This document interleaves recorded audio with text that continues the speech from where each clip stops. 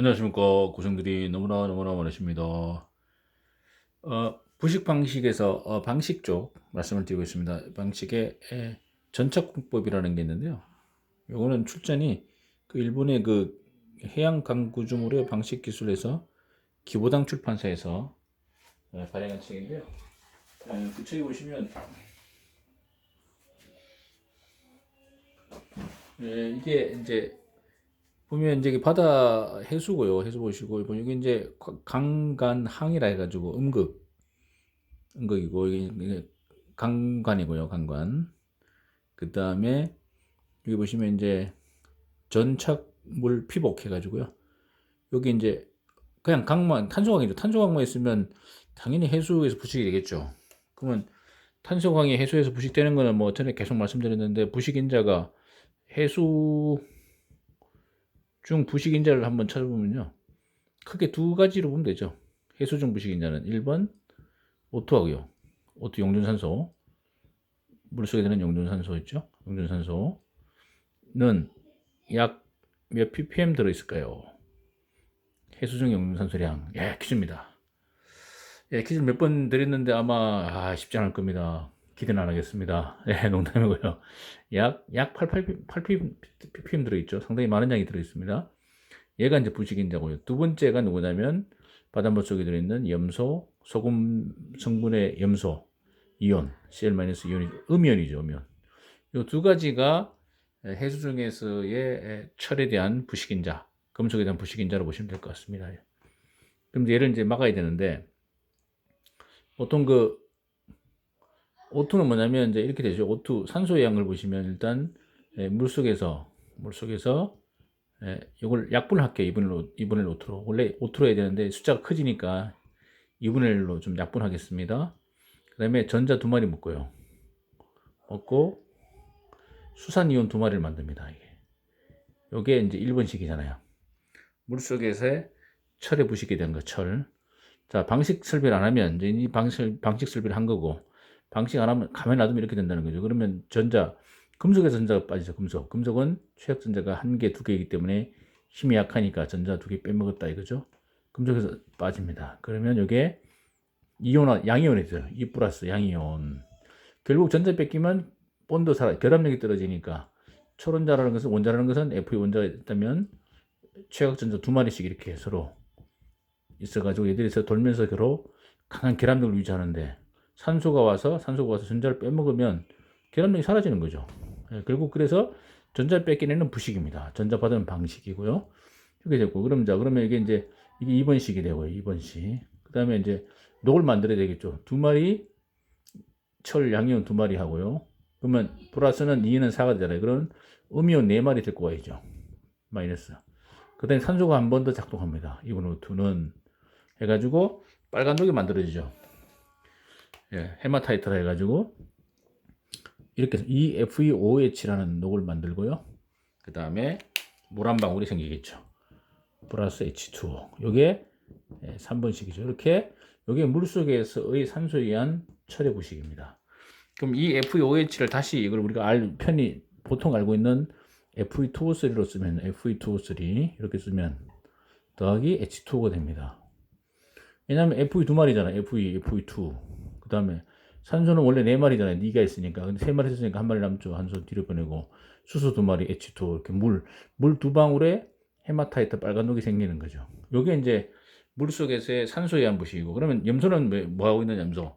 염소는 가만히 있다가요. 얘는 전자를 빼먹지 않습니다. 얘는 지도 마이너스니까. 가만히 보니까 누가 있습니까? 산소가 와서 전자를 빼먹었어요. Fe, 2 플러스. 그러면 얘가 산소가 다시 만나서 이걸 만들기 전에, 수산하고 만들기 전에 CL이 와가지고 다시 한 번 붙어요. 빨리 달라 해가지고. Fe2를 데리고 옵니다. 2불. 더하기, 대신 CL이 두 마리 달라붙어요. 왜냐면 마이너스 둘, 플러스 둘 맞춰야 되니까. 이렇게 되면 어떻게 이렇게 되면 이게 바로 그냥 간단합니다. FeCl2죠. FeCl 두 마리. 이게 녹입니다. 녹 1, 녹 2 이렇게 되는 거죠. 이게 두 마리.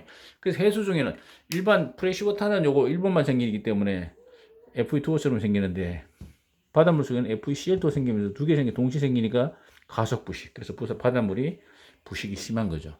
자, 이걸 막기 위해서도 그냥 여기 보시면 여기 이렇게 이제 방지 설비가 설치되어 있어요. 보시면 이쪽 양극이잖아요. 양극은 뭐 알루미늄으로 써도 되고요. 뭐 여기 정확히 나와 있지는 않지만 알루미늄 정도 보시면 될 것 같아요. 자, 여기 지금 직류 전원 장치인데 플러스 마이너스잖아요. 그러니까 보호 대상부는 항상 마이너스를 걸어줘야 됩니다. 이렇게. 그래야지 뭡니까? 전류는 플러스에서 나와서 마이너스로 흘러가죠. 이렇게. 물속으로 전류를 흐르니까 이렇게 흐릅니다. 전자는 전류가 물속으로 빠진 표면 양극 여기서 여기 전자가 마이너스 올라갑니다. 전자는 도처럼만 다닌다 그랬습니다. 와서 요 강간 표면에 쫙 코팅됩니다. 마이너스 쫙 코팅되어 있으면 혼자 못 나갑니다. 못 나가니까. 자, 그럼 바닷물 속에 뭐가 있냐면 칼슘 양이온, 망가니슘 양이온 같은 양이온들이 많이 있습니다. 미네랄 성분요. 얘들이 달라붙습니다.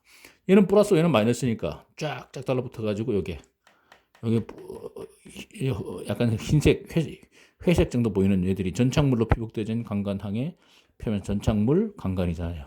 안쪽엔 탄소강, 여기 전착물 표면입니다. 이게 전착물. 근데 분석해봤더니 CaCO3라든가 그다음에 MgOH2 같은 이런 애들이 붙어가지고 얘들이 오히려 얘를 보호해주는, 피복해서 방식해주는 그런 전착 공법이 간단합니다. 양극 하나 넣고요. 바닷물 속에. 그다음에 플러스는 양극, 희생 양극 쪽에 전류를 보내주고요. 전자는 거꾸로 역류해가지고 그래서 마이너스를 걸어야지 전자가 이렇게 마이너스 쪽으로 가지 않습니까? 마이너스 전자를 받았으니까 방식, 전자를 빼겠으니까 부식이 되는 거죠. 얘도 시간 지나면 바꿔줘야 되겠죠. 시간이 지나면 바꿔줘야 되고 다 소모되니까요. 자, 정류기가 있습니다. 자, 일반 상용 전원은 직류가 아니고 교류잖아요. 교류가 들어와서 정류기를 통해서 직류를 만들잖아요. 자, 상용 전원을 쓰시든가 아니면 로컬 에너지, 그러니까 바다에서 파력이라든가 태양광 등에서 나오는 그 직류니까 직류는 바로 그러면 되죠. 직류, 태양광은 직류니까 바로 그러면 됩니다. 이런 식으로 해서 바닷물 속에서 요 강간, 요 탄소강 파이프, 보강제를 보호해주기 위해서 전착물 피복시키는 과정.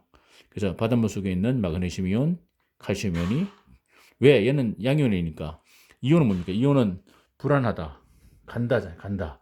왜? 불안하기 때문에 어디로 재료를 가기 위해서. 그래서 양이온은 전자를 먹고 또는 음면 먹고 안정한 물질로 갈라가겠죠.